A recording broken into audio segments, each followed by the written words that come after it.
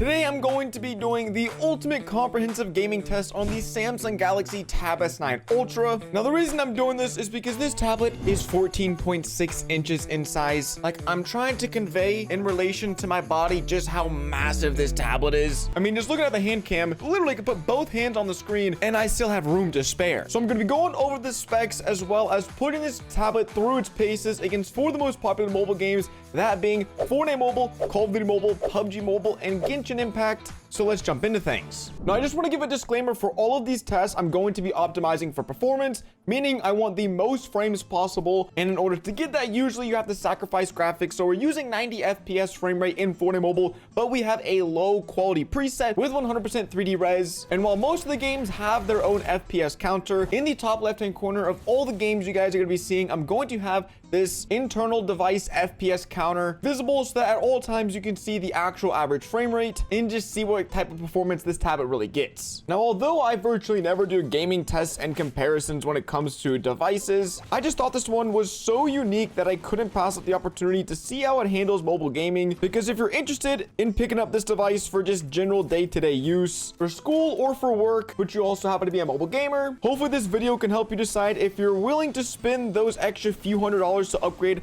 from the base Tab S9 or the Tab S9 Plus to the Ultra, because this thing clocks in at a whopping $1,200 price tag for the cheapest, $1,300 after tax, with the most expensive version of the tablet I think being closer to $1,600 after tax US. And so while I don't think I'd ever recommend anyone to buy this tablet for the sole purpose of gaming, I do think that if you are a mobile gamer, having this tablet be an alternate to your phone or your existing tablet for gaming would be a pretty cool option and another way to stomach that insane price tag. But as you can see, currently it is running Fortnite Mobile at 90 FPS like a champ, not even really stuttering, which is super impressive because Fortnite Mobile is typically a really demanding game on Android, especially when you want a high FPS. And to quickly show you guys and ramble off some of the stats this tablet has, it has the latest gen Snapdragon 8 Gen 2 processor. This tablet is the 256 gigabyte storage one, meaning it has 12 gigabytes of RAM. I know there is the 1 terabyte storage version that comes with 16 gigabytes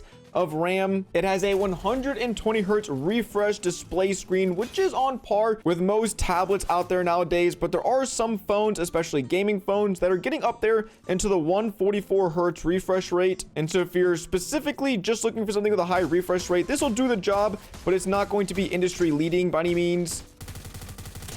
Oh my gosh, dude. I'm telling you, the massive screen size up close, it just feels so good. Holy beamed, bro. Oh, you...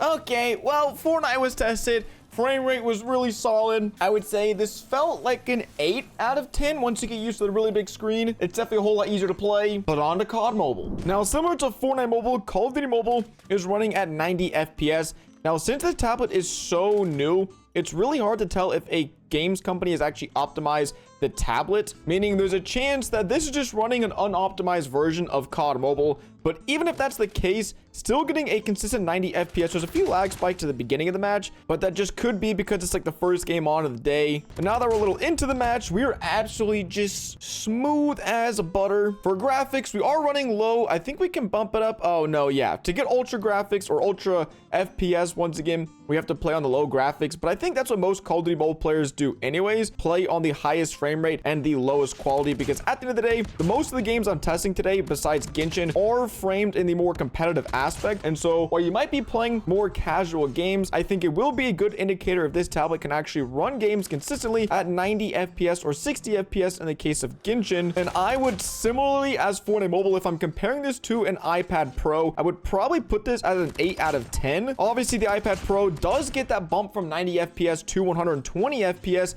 However, it's not that massive of a jump, and really the input delay feels very responsive and very snappy, where some previous Samsung tablets weren't as good in this department as this Tab S9 Ultra is, which is really shocking because of how massive the screen is and how many pixels the screen and the tablet has to render. The refresh rate and the response time feels very responsive, and all this is happening while I'm screen recording the tablet internally, meaning it's having to work even harder than it should. And I don't even think I've seen the frame rate drop below 85, which is very, very impressive once again. And I hope you guys can notice the difference in quality between this and Fortnite Mobile. Fortnite, for some reason, the anti-aliasing just isn't really good, and so it's not as crisp and clean. But COD Mobile, wow, even at range, there is so much detail in all the environment, all the surroundings, all the enemies that you're looking at, and so you really never feel like the size of the screen is some sort of hindrance. Really, the size of the screen is a huge benefit because you can see players from further away without having to trade off any quality. And if you're wondering how hot this tablet is, just doing the classic putting my hand on the back of the tablet and seeing how warm it is. Towards the camera half of the tablet, that must be where the processor is located, because it's definitely the warmest, but still, even the screen, like, very, very comfortable to the touch, which is shocking because I remember the last Ultra tablet Samsung released had some pretty bad thermal problems and overheating problems, but this,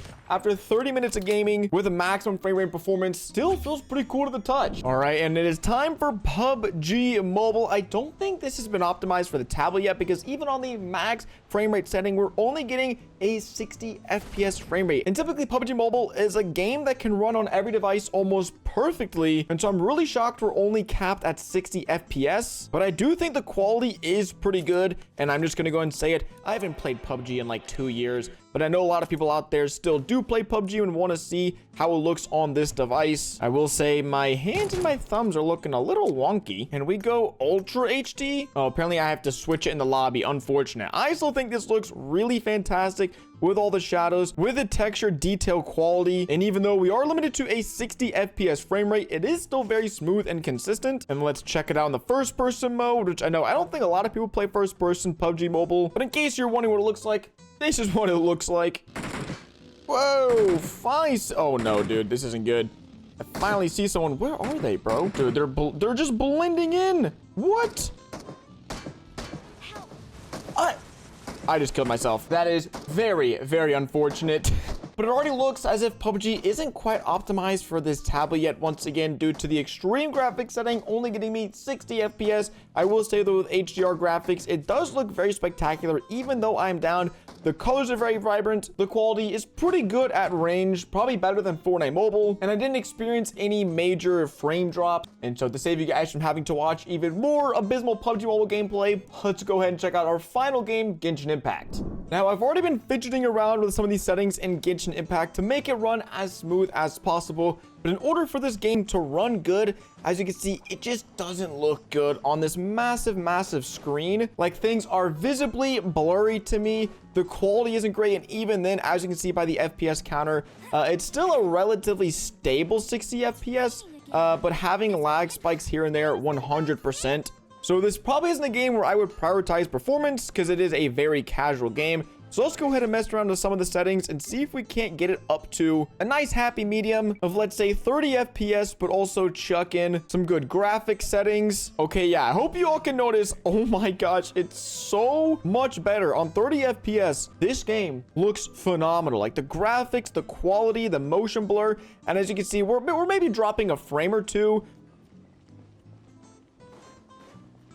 But like, I could definitely play Genshin Impact. Maybe I would definitely connect a controller to this and use it that way, because I don't even know, are the controls customizable in this game? I've only played this like a handful of times. Doesn't look like it. Key bindings, there's just nothing there. But even on 30 FPS, yeah, this is a fantastic way to game. And that's coming from someone who basically never plays Genshin Impact, but this is high-key making me want to play. Now, it's going to be difficult, but if I had to give an overall rating to this tablet for gaming, I would put it somewhere in the range of a 7.5 to 8 out of 10. Again, this is comparing it to, let's say, an iPad Pro, which is the industry standard for mobile gaming. It gets 120 FPS on almost every single game. There's virtually no performance issues, and it can also run insanely high graphics at the same time. But let's say you had to get an Android for school purposes, for work, or you just love the Android ecosystem and you're considering shelling out $1,200 for this tablet, or maybe $800 for the regular Samsung Tab S9, and you're wondering if the extra $400 do make a difference.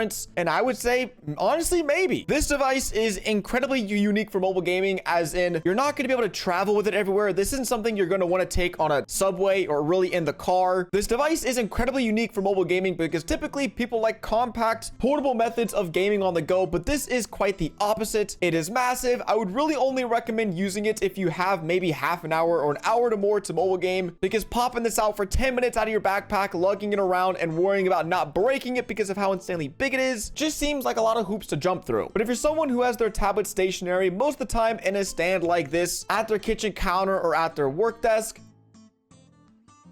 and you like to mobile game on the side, then I do think this might be a worthwhile upgrade, because it is just such a fascinating and unique way to enjoy mobile gaming like you've probably never experienced it before. I hope you guys enjoyed this video. Let me know in the comment section below what you think of the Tab S9 Ultra. I'm still debating if I'm going to keep it myself, but after seeing how it handled all these games today, I might just end up keeping it.